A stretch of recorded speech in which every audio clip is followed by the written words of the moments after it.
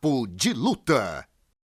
É a questão do GOAT, né, cara? Que eu sempre reclamo que, pô, toda semana aparece um GOAT novo, mas um GOAT novo e todo mundo já começa, GOAT não é GOAT, mas, cara, quando o Jones luta e sobe de divisão, e ele que, na minha opinião e na sua, já era o GOAT, né, cara? Nós dois concordamos nisso, o cara sobe, ainda pega o cinturão dos pesados com a finalização em 1 minuto, né? Ele, indiscutivelmente, essa discussão tem que ser feita, e a gente tem outros 3 grandes nomes, né, que são colocados nessa posição de acordo com as preferências. Por exemplo, eu recebi aqui o Macarrão, ele continua achando o Anderson, na opinião dele, é o GOAT, né? Você tem alguns, por exemplo, o Luciano considera o Demetrius Johnson ali também entre os top 4 dele.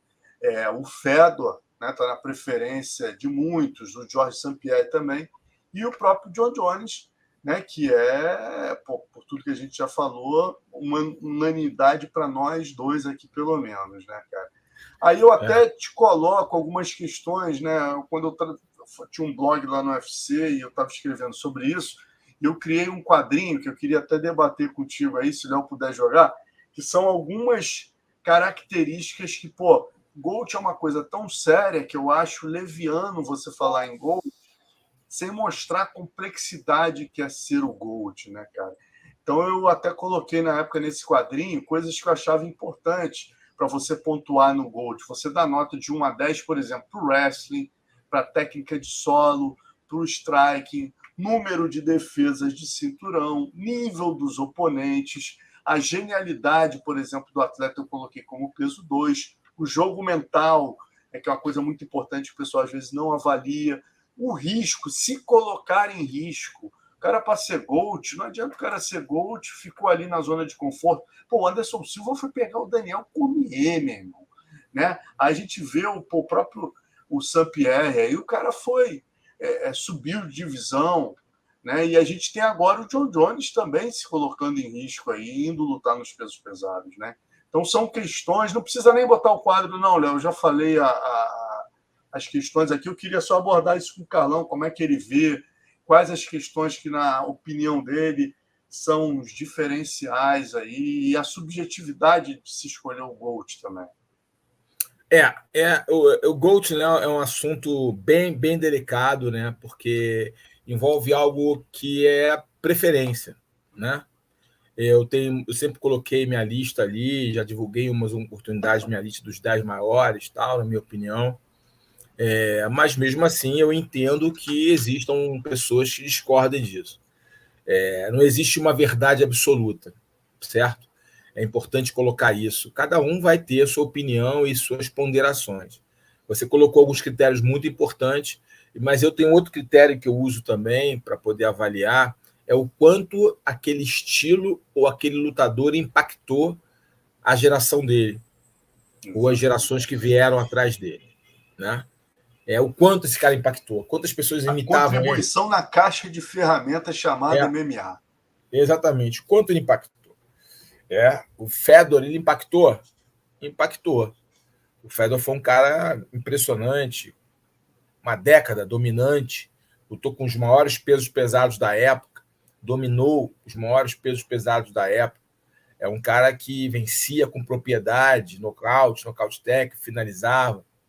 É um cara que impressionante. Mas as pessoas começaram a lutar como Fedor? Não. As pessoas continuavam lutando nos seus estilos ou na forma de lutar. O Fedor tinha um estilo particular de lutar, mas ele impactou. Para mim, é o maior peso pesado de todos os tempos. Só vou pontuar. O Anderson Silva, genial, né? Se desafiou em várias oportunidades, não conseguiu performar depois da forma que performou depois da lesão. Eu acho que foi do nocaute. Para mim, eu acho que o nocaute foi mais impactante, que a partir dali ele nunca mais conseguiu performar como outrora. Aí depois veio, obviamente, a lesão, que foi terrível, mas sempre tentou fazer, ou sempre fez lutas interessantes. Impactou uma geração, sim. As pessoas imitavam o Anderson Silva, até no short. até no short, que você via de eventos nacionais, até internacionais, com os caras com short igualzinho do amarelo com preto, do Anderson, impressionante. O estilo dele, tentar chutar igualzinho, brincar, fazer aquele negócio, muita gente imitou. Ele trouxe um impacto real no mercado. As pessoas começaram a tentar imitá-lo, alguns com talento e outros não, mas tentaram imitá-lo. Jorge St-Pierre trouxe um impacto real para o mercado? Trouxe, porque a forma dele lutar, dele pensar, olha, se o cara vier para cima de mim muito bom em pé, eu vou derrubar ele, vou usar o wrestling e o jiu-jitsu para neutralizar. Se o cara tiver um wrestling jiu-jitsu bom, eu vou trocar em pé com ele. Então ele se moldou ali de acordo com o game. Então ele foi trazendo uma leitura de um QI de luta para o MMA diferenciado. Ele impactou geração, né? Vários caras começaram a tentar lutar que nem ele e se comportar com ele e impressionar. E ele trouxe algo impressionante para o game que as pessoas faziam, mas não davam tanta importância, que era o atleticismo. Ele era um cara extremamente atleta e trouxe isso para a mentalidade dos lutadores posteriores a ele.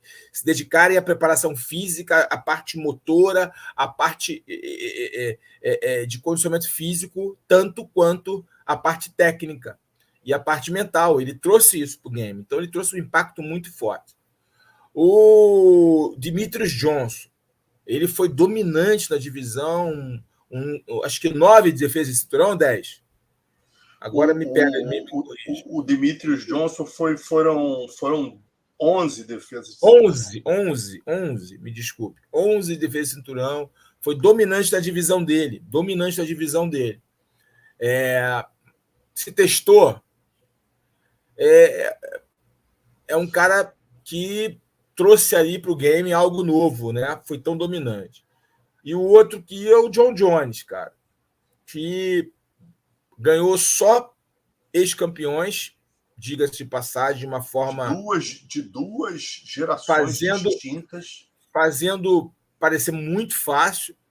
Ele ganhou caras como o Lioto, como o Vitor Belfort, como o Matida. Pô, sabe? Impressionante o cara. Mas ele tomou um susto aqui, ela tomou, sem dúvida, mas se recuperou e foi lá e dominou e venceu com total propriedade. Cara, fez o que fez com o Daniel Cormier, sobe de categoria e nocauteia o Ciryl Gane, que é um dos caras mais temidos dos pesos pesados, um dos mais respeitados dos pesos pesados, apesar de não ser um cara tão experiente, mas é um cara com uma luta, uma técnica refinada, ou como diz o André, um bailarino da porrada, né? Um cara que se move com uma destreza, com uma leveza, um cara eficiente, que tem finalizações em seu cartel. Enfim, aí tem a questão dos oponentes que a gente tem que colocar, tem a questão da época, né? E como o impacto que ele trouxe, a questão das definições, aonde esse cara lutava melhor, em que posição, em pé, no chão, onde ele finalizou, quem finalizou mais, nocauteou mais, deu mais por decisão, quantas defesas ele tem. E aí são várias ponderações, né? Eu acho que com esse retorno, após 3 anos parado, aí é um ponto importante para mim, né? Definir ele como GOAT, como o maior de todos os tempos, para fechar e para arrematar aqui, foi o fato de ele ficar 3 anos parado. Porque o cara domina uma divisão, ele vence uma divisão, é o campeão absoluto da divisão, aí ele retorna na divisão de cima e ganha o número 1 da categoria, que poderia ser o campeão da divisão. Por um detalhe ali, ele poderia ter sido o campeão, ele poderia ter vencido o temido Francis Ngannou. Ele poderia ter vencido o Ngannou. Não é ou não é? Se ele não, a luta estava muito equiparada, se ele não vai naquela chave de pé, ele poderia ter vencido a luta. Né? Na altura do campeonato ali, poderia ter vencido a luta. O Ngannou teve ali também a inteligência ali de fazer movimentos de ir para cima, foi bacana também, que acabou valorizando, e a partir daí ele ganhou, mas ele cometeu um erro ali, não era o momento dele puxar e tentar deixar o de pé de calcanhar ali que ele pensou em fazer. Mas, de qualquer forma, passado, ele poderia ter sido campeão, ele tem predicados para tal, mas o John Jones foi lá e fez parecer muito fácil, ele dominou ele de uma forma muito fácil. Né? Talvez uma das performances mais tranquilas do John Jones. Se não for a mais, tranquilo. A gente pode depois fazer um retrospecto aí da carreira dele, das vitórias dele. Talvez tenha sido mais tranquila. Então, eu não tenho muito o que discutir. Ele, para mim, é o GOAT. Aí uma coisa importante. Eu, antigamente, Marcelo, amigos aqui do Papo de Luta, eu ainda colocava um outro requisito também, que era a conduta marcial desse cara. É por isso que era a minha dificuldade em admitir o John Jones como GOAT. Achava ele a melhor síntese do MMA, mas, para mim, GOAT tinha outros aspectos também que envolviam a questão marcial, a questão da postura marcial, a questão da filosofia marcial. Mas aí eu estava privando um cara genial de se tornar um maior, né?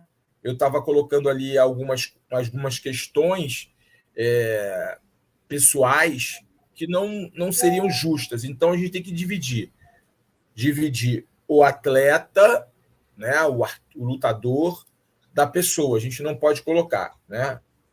Porque eu sempre coloquei isso também no Caldeirão. Hoje eu mudei um pouco a minha visão para fazer uma análise mais técnica, mais fria do GOAT. Todos os requisitos que o Alonso colocou são válidos, e eu coloco ainda o impacto que ele causou no meio, atletas que começaram a mudar o jeito de lutar por causa daquele cara, atletas que começaram a imitar o jogo daquele cara, e as ferramentas que ele trouxe novas para o game, que mudaram o estilo do jogo. Eu acho que isso é um ponto importante para colocar também nos requisitos para um GOAT, e o John Jones fez isso, tem feito isso, tem mostrado como é que você pode se comportar dentro do cage, como você pode variar ali para onde você vai lutar, os chutes no joelho. Ninguém dava aquele chute no joelho, um ou outro, pontualmente, aí começaram a dar, os últimos cotovelos, ele começou a dar de uma forma muito eficiente. Então, com certeza, ainda mais depois dessa performance de alto nível, eu colocaria ele como GOAT.